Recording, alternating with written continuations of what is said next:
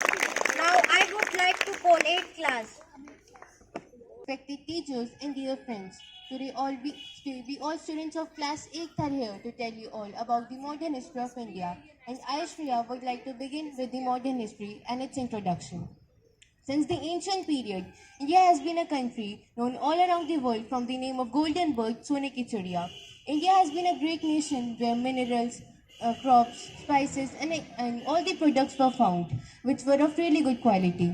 Indian products were traded all around the world, and in Europe, Arabian traders used to trade the Indian products. But due to some conflict between Arab nations and Europe, the trading was completely stopped.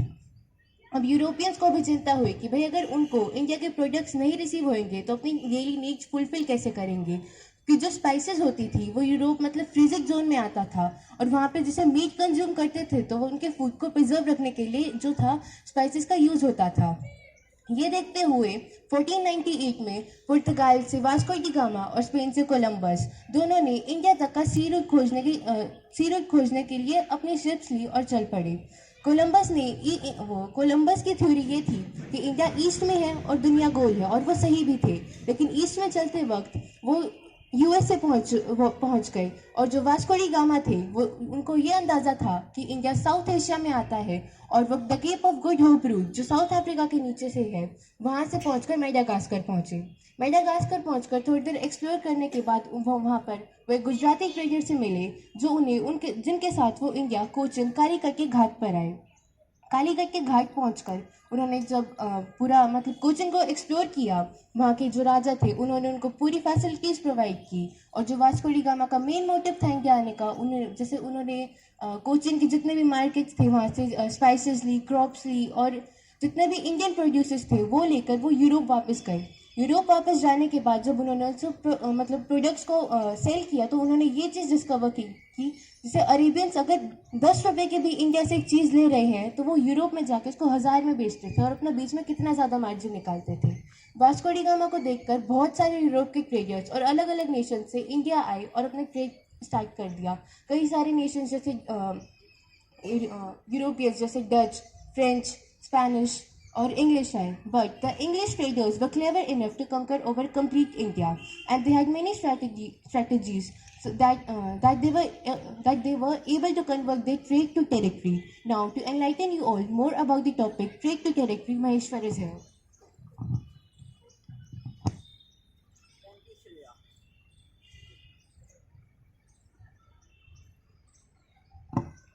Thank you, Shreya. Good morning, all of you. East India Company East.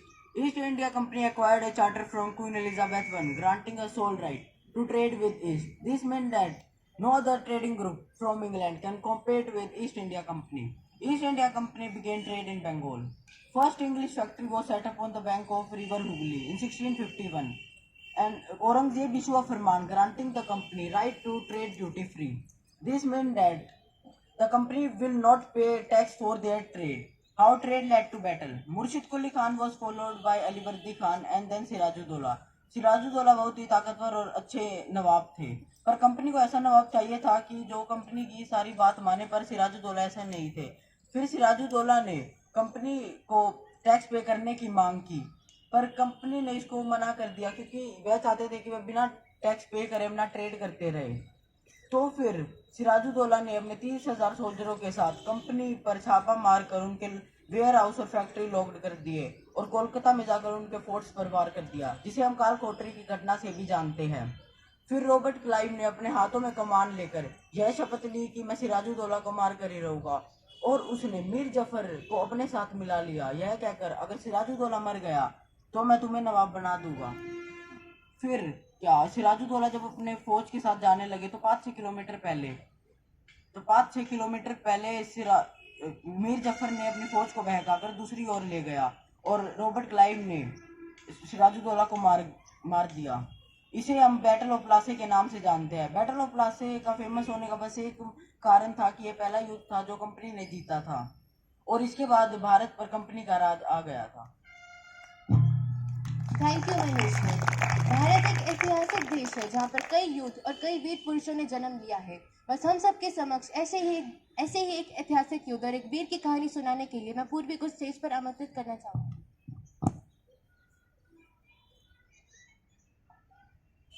You Shreya for inviting me. Battle of Plassey के बाद मीर जफर बंगाल का नवाब बन गया था और company को puppet ruler चाहिए थे। मीर जफर था भी, लेकिन जब भी ब्रिटिशर्स आते तो मीर जफर उनके पैर छूने लगता था। लेकिन कंपनी चाहती थी कि ये बात किसी को पता नहीं चले कि वो उनकी बात मानता है, इसीलिए उन्होंने मीर जफर को हटा के मीर कासिम को बंगाल का नवाब बनाया। अब मीर कासिम तो सिराजुद्दौला से भी स्ट्रॉन्गर रूलर था। उन्होंने कंपनी से उनके राइट्स छीन लिए कि ना तो वो यहाँ पे फ्रीली ट्रेड कर सकते हैं और उन्हें यहाँ पे टैक्स भी पे करना पड़ेगा। मीर कासिम अकेले बैटल नहीं लड़ सकता था, इसलिए उन्होंने शाह आलम II और सजाउद्दौला की हेल्प से बैटल लड़ी। This battle was came to be known as battle of Buxar in 1764, but the company won that battle. अब अपनी इस प्रॉब्लम का परमानेंट सॉल्यूशन लेने के लिए कंपनी ने 1765 में ड्यूअल गवर्नमेंट अनाउंस कर दी। मीन्स कि बंगाल में दो गवर्नमेंट्स थी, दो लोगों के ऑर्डर चलते थे, एक तो नवाब के और दूसरे कंपनी के। Now I would like to tell you about a great ruler, Tipu Sultan, that was Tiger of Mysore. Tipu Sultan was a great ruler. He always stand against the Britishers. Tipu Sultan ने French के साथ अपने अच्छे relation बनाए और उन्होंने अपनी army modernise कर दी with the help of French trainers.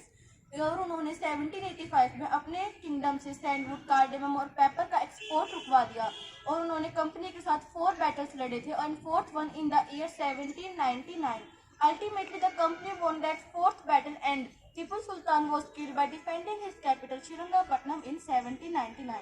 अब कंपनी के पास बंगाल था, दिल्ली थी, अवध था और मैसूर। उनके मन में लालच आया कि हम अपना रूल एक्सपेंड क्यों नहीं करें, इसलिए उन्होंने अपना रूल एक्सपेंड करने के लिए नई नई पॉलिसीज इंट्रोड्यूस करी, जिसकी वजह से वो किंगडम्स को कैप्चर कर सके। Thank you. Thank you, Purvi. As I mentioned before, the East India Company was clever enough to conquer over whole India, but they had some great policies which helped them to conquer the India. Now, I would like to invite Rudra on the stage to tell us about those 3 policies. Thank you, Shreya. First policy name is subsidiary alliance. The subsidiary alliance is policy introduced by the Britishers. In this, according to this policy,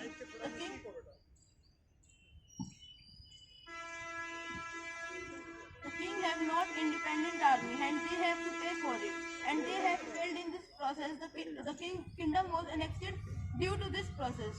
इसका मतलब ये है कि king के पास उसकी independent army नहीं होती थी और उसको पे करना पड़ता था, और वो जब पे करने में फेल्ड हो जाता तो उसका किंगडम एनेक्स कर लिया जाता था।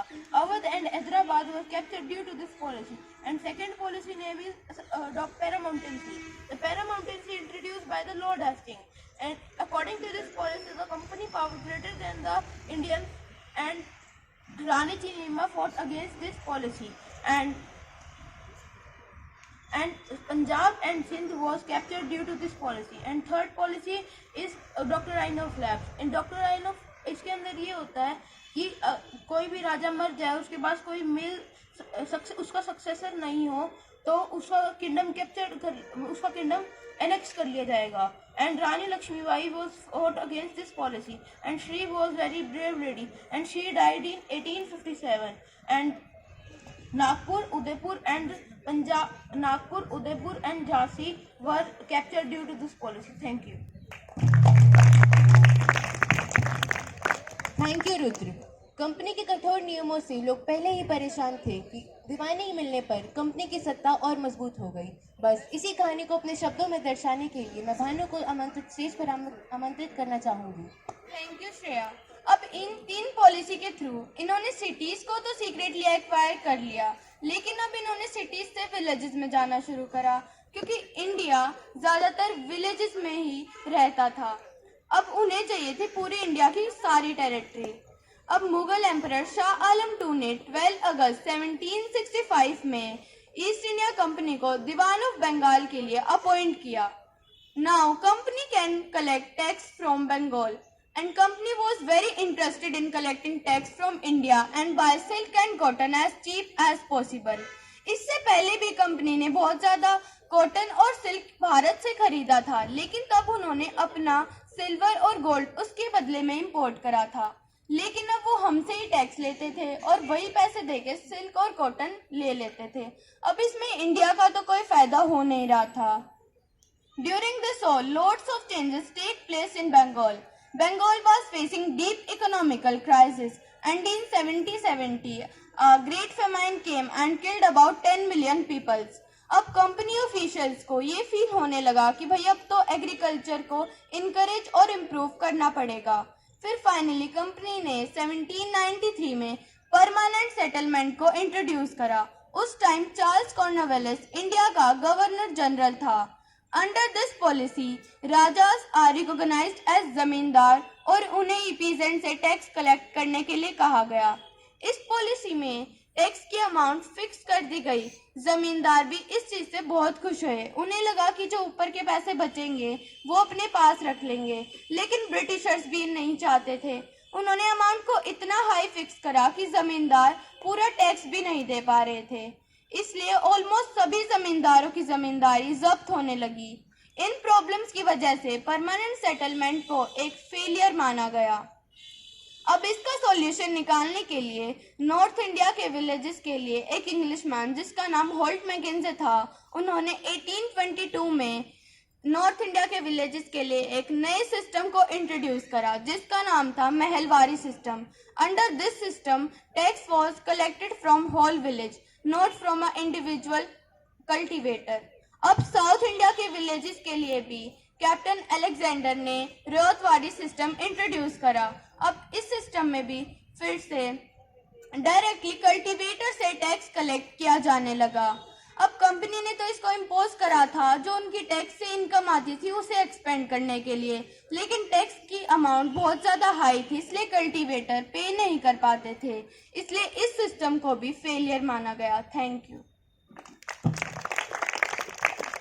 Thank you Bhanu. इंडिगो के पौधे के बारे में आप लोगों ने कभी ना कभी तो सुना होगा, मगर मैं आप सबको ये बताना चाहूँगी कि एक मामूली पौधे की वजह से दुनिया भर में इकोनॉमिक क्राइसिस और साउथ अफ्रीका और इंडिया में कई रेबेलियंस भी हुए थे। बस हमें इस पौधे के बारे में और जानकारी देने के लिए मैं मालविका को स्टेज पर आमंत्रित करना चाहती हूँ।